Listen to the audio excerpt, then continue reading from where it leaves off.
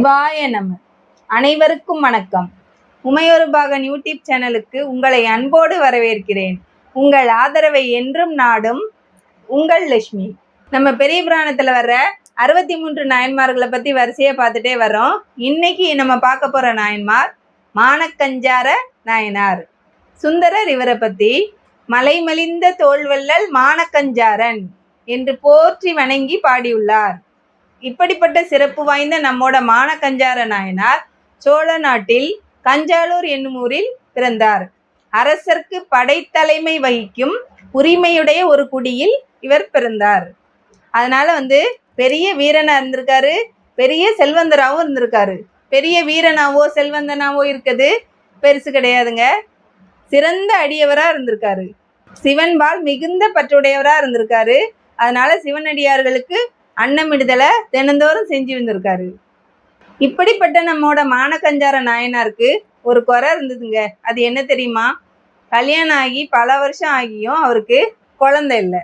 அதனால பல விரதங்களை இருந்து அதன் மூலம் சிவனருளால் ஒரு பெண் குழந்தை அவருக்கு கிடைச்சது. அப்போ பெரிய பணக்காரராக இருக்காரு. ரொம்ப நாள் கழிச்சு ஒரு குழந்தை பிறந்திருக்கு.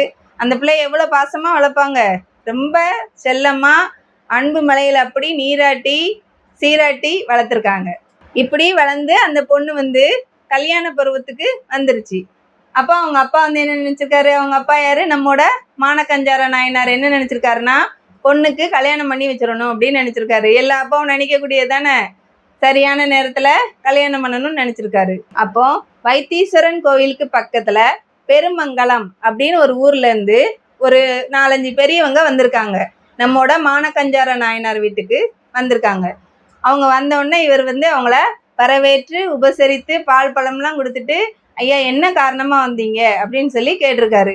அப்போ வந்த பெரியவங்கெல்லாம் சொல்லியிருக்காங்க, எங்கள் ஊரில் சேனாதிபதி மரபில் வந்த ஏயர்கோன் கலிக்காம நாயனார்னு ஒருத்தர் இருக்காரு, அவருக்கு உங்களுடைய பெண்ணை மனம் பேச வந்தோம் அப்படின்னு சொல்லியிருக்காங்க. உடனே நம்மோட மானக்கஞ்சார நாயனார் அந்த பையனுடைய ஒழுக்கம் என்ன, குணம் என்ன, இதெல்லாம் நல்லா கேட்டு தெளிவாக விசாரிச்சிருக்காரு. ஏன்னா இவர் பெரிய சிவனடியாராக இருந்திருக்காரு. எப்படிப்பட்ட மருமகன் வேணும்னு நினைப்பாரு. அதனால தெளிவாக விசாரித்த பிறகு அவர் மனசுக்கு ரொம்ப பிடிச்சி போச்சான். அதனால என்ன பண்ணியிருக்காங்க, எல்லாருமா சேர்ந்து ஜோசியர்கிட்ட போய் நாள் குறிச்சிட்டாங்க. இன்னைக்கு கல்யாணம் அப்படின்னு நாள் குறிச்சிட்டாங்க. அன்னைக்கு தான் கல்யாணம். மாப்பிள்ளை அழைப்பு நடந்துக்கிட்டு இருக்கு. நம்மளோட பொண்ணு வீட்டில் வச்சு கல்யாணம். பொண்ணு வீடு யாரு? நம்மோட மானக்கஞ்சார நாயனார் வீடு இருக்கு இல்லையா, அந்த வீட்டில் வச்சு கல்யாணம் நடக்கு. மாப்பிள்ளை வெள்ளை குதிரையில் வந்துட்டு இருக்காரு. நிறைய பரிவாரங்கள் வருது, மேலதாளம் முழங்கி வருது. மாப்பிள்ளை ரொம்ப சந்தோஷமா வந்துட்டு இருக்காரு. பொண்ணுக்கு உள்ள அலங்காரம் நடந்துகிட்டு இருக்கு. நம்மோட மானக்கஞ்சார நாயனார் வாசல்ல இருந்து எல்லாருக்கும் வரவேற்பு கொடுத்துட்டு இருந்திருக்காரு. வாங்கன்னு சொல்லி வரவேற்று உபச்சாரம் எல்லாருக்கும் பண்ணிட்டு இருந்திருக்காரு. இந்த சூழ்நிலையை எப்படி விடுவாரா நம்மோட சிவனார்? வந்துட்டார்ல, கல்யாண வீட்டுக்கு சிவனார் வந்தாருங்க. மாறு வேஷத்துல வந்திருக்காரு. எப்படி வந்தாருன்னா, மாவிரத முனிவராக வந்தார். ஒவ்வொரு நாயன்மார்களுக்கும் ஒவ்வொரு மாதிரி போயிருக்காரு பார்த்தீங்களா. நம்மோட மானக்கஞ்சார நாயனாருக்கு மாவிரத முனிவராக வந்தார். மாவிரத சைவம் அப்படின்னா நம்மோட சைவ சமயத்துக்கு அகப்புற சமயம். இப்படி வந்த நம்மோட சிவனார் எப்படி இருந்தார் தெரியுமா? நல்ல நெத்தியில திருநீரு, பெரிய குண்டலம் காதுல, அதாவது குடிமி நுனியில எலும்பு மணியை போட்டிருந்திருக்காரு. இடையில திருநீற்று பைய வச்சிருந்திருக்காரு. மயிர் பூநூல் அணிஞ்சிருக்காரு. இந்த மாவிரத முனிவர்கள்லாம் மயிர் பூநூல் தான் அணிவாங்களாம். அவர் வந்ததை பார்த்த உடனே நம்மோட மானக்கஞ்சார நாயனார் ஓடி போய் அவர் காலில் விழுந்து வணங்கி, ஐயா வருக, என்ன எங்களோட குலம் செஞ்ச புண்ணியம் நீங்கள் இன்னைக்கு வந்ததுன்னு சொல்லிட்டு அவரை வரவேற்று உள்ள கூட்டிட்டு உட்கார வைக்காரு. அப்போ நம்மோட சிவனார் மாவிரத முனியா வந்திருக்காருல்ல, ஒன்றுமே தெரியாத மாதிரி கேட்டாராம், இங்கே இன்னைக்கு ஏதாவது விசேஷமா, என்ன எல்லாம் வேற மாதிரி இருக்கு அப்படின்னு சொல்லி கேட்டிருக்காரு. உடனே நம்மோட மானக்கஞ்சார நாயனார், ஆமாங்க சாமி, இன்னைக்கு என்னோட பொண்ணுக்கு கல்யாணம், அதான் இன்னைக்கு இவ்வளோ விசேஷம் அப்படின்னு சொல்லிட்டு நம்மோட மானக்கஞ்சார நாயனார் தன்னோட மகளை போய் அழைக்க போயிருக்காரு. பெரியவங்க வந்திருக்காங்கல்ல, காலில் விழுந்து ஆசீர்வாதம் வாங்கணும் அப்படின்னு சொல்லிட்டு தன்னோட மகளை போய் அழைக்க போயிருக்காரு. மக வந்த உடனேயும், அம்மா நீ சுவாமி காலில் விழுந்து ஆசீர்வாதம் வாங்குன்னு சொன்ன உடனேயும் அந்த பொண்ணு வந்து உடனே நம்மோட மாவிரத முனி காலில் விழுந்து ஆசீர்வாதம் வாங்கியிருக்கு. மாவிரத முனியும் மங்களம் உண்டாகுக அப்படின்னு ஆசீர்வாதம் பண்ணியிருக்காரு.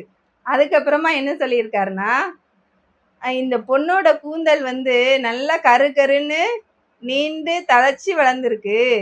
இந்த கூந்தல் வந்து எனக்கு கிடைச்சிது அப்படின்னா அது வந்து எனக்கு சிறந்த பஞ்சவடி ஆகும் அப்படின்னு சொல்லியிருக்காரு.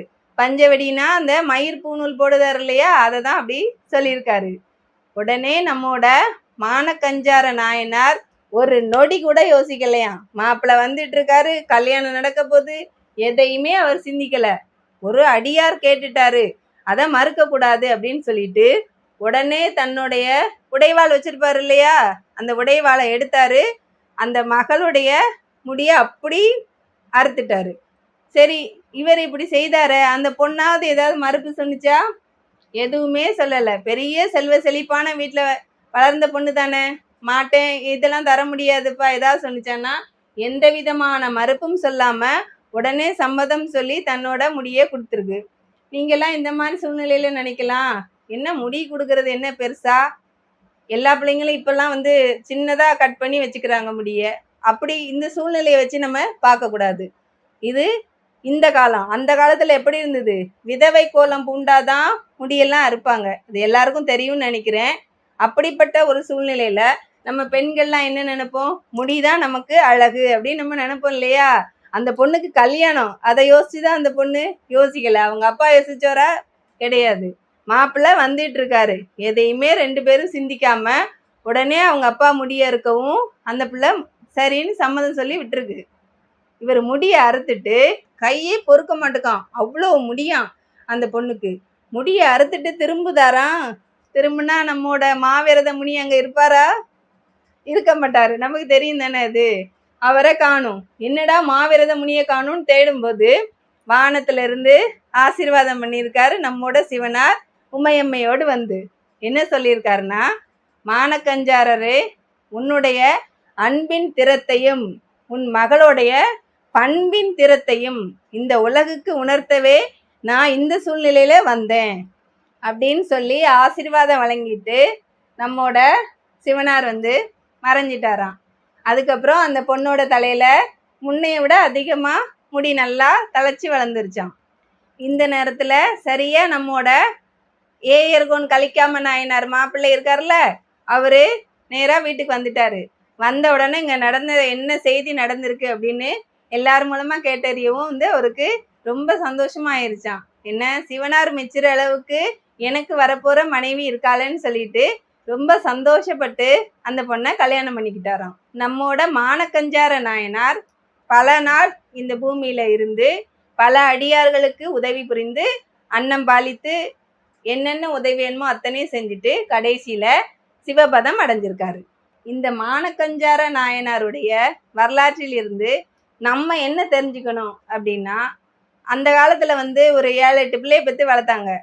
ஆனா இப்ப நம்ம அப்படி இருக்கோமா? ஒரு பிள்ளை இல்லைன்னா 2 பிள்ளையை பெற்று வளர்க்குறோம். பிள்ளைங்களையும் ரொம்ப செல்லம் கொடுத்து வளர்க்குறோம்.